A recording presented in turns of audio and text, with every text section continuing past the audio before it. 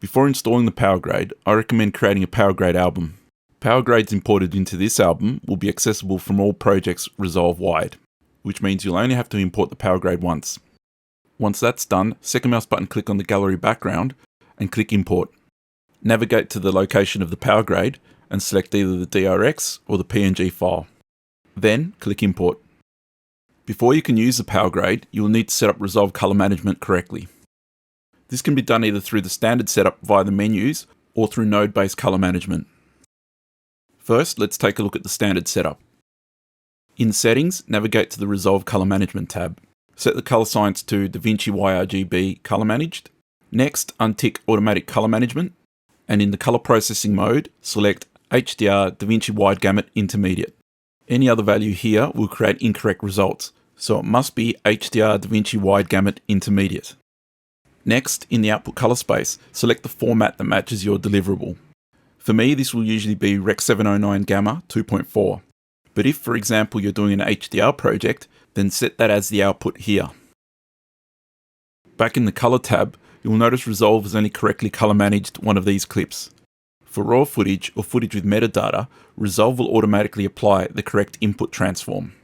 For footage that has no metadata, like this TIFF file here, you will need to tell Resolve the input color space.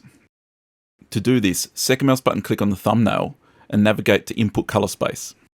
From the drop-down, select the color space that matches your footage. Since this is Alexa footage, I'm going to select Arilog C. Once that is done, the shot is now correctly color managed. Now we can apply the PowerGrade. The easiest way to do this is to middle mouse button click on the thumbnail. You can also second mouse button click on the thumbnail and click Apply Grade. Now let's take a look at node-based color management for SDR grading. Navigate back to Resolve's color management settings. Under Color Science, select DaVinci YRGB. Under Timeline Color Space, select DaVinci Wide Gamut Intermediate. This has to be DaVinci Wide Gamut Intermediate. Any other setting will produce incorrect results. Now for the output color space, you can actually leave this as is. This isn't an output transform like the previous workflow. It's actually a tag or metadata that lets Resolve and other software know what the intended color profile of the file is. So it's a good habit to tag this correctly. Here I'm going to set this to Rec. 709 Gamma 2.4. If you care what your output looks like in QuickTime, then you can set this to Rec. 709A. But I prefer to do that in the Delivery tab. Back in the color page, now we need to manually color manage this footage. First, we'll set up the input transform. Create a new node before the entire PowerGrade. Then, add a color space transform. For the input color space, select the color space that matches your footage. Since this is Alexa footage, I'm going to select Arri Alexa. For the input gamma, we're going to select the gamma that matches our footage. So in this case, it's Arilog C. For the output color space, we want to select DaVinci Wide Gamut.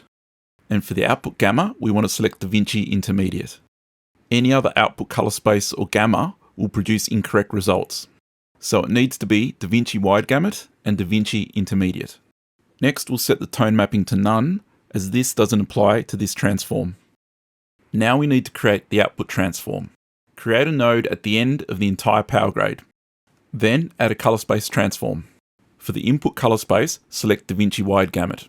For the input gamma, select DaVinci Intermediate. Then for the output color space and gamma, select Rec. 709. Selecting Rec. 709 automatically assumes a 2.4 gamma. But if you need to be super specific, you can set gamma 2.4 here. The node-based color management setup is now complete. Now let's take a look at node-based color management for HDR grading. First, we'll go back to Resolve's color management settings. We need to let Resolve know that this is now an HDR project. To do this, we need to select an HDR output color space. But remember, this isn't an output transform. This is only to let Resolve and other software know that our project is HDR and what specific flavor of HDR it is. Next, we need to set up the output transform. In the final CST, we need to match the output color space and output gamma to the flavor of HDR we just set. So for the color space, we set Rec. 2020, and for the output gamma, we set ST 2084. Everything else stays as is, and we are ready to grade.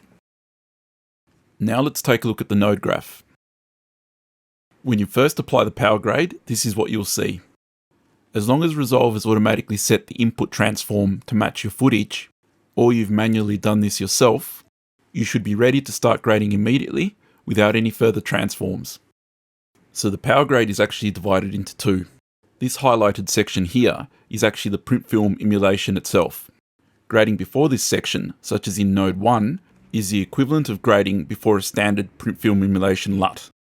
Even though you can grade anywhere within this node graph, I recommend treating this PowerGrade as if it was a standard print film emulation LUT. And while you can jump in and make changes to every single node, I recommend not doing that to begin with. And I definitely don't recommend editing each of these nodes on a shot-by-shot basis.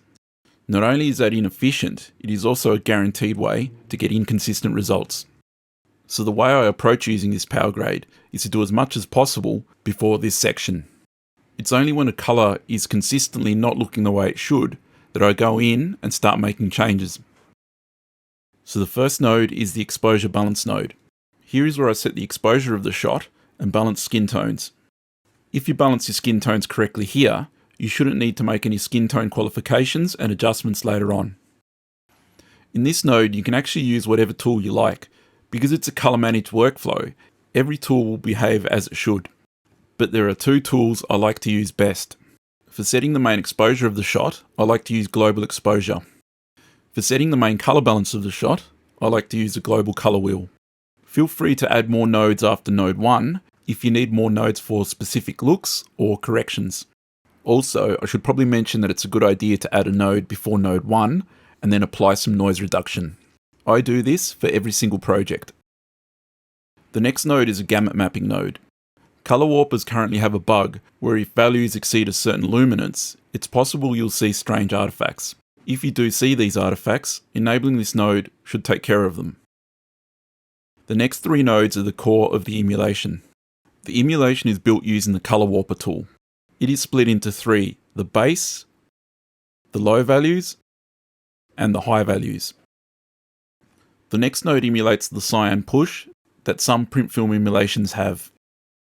The next node adjusts the luminance values of certain colours in the emulation. Next is the curve node.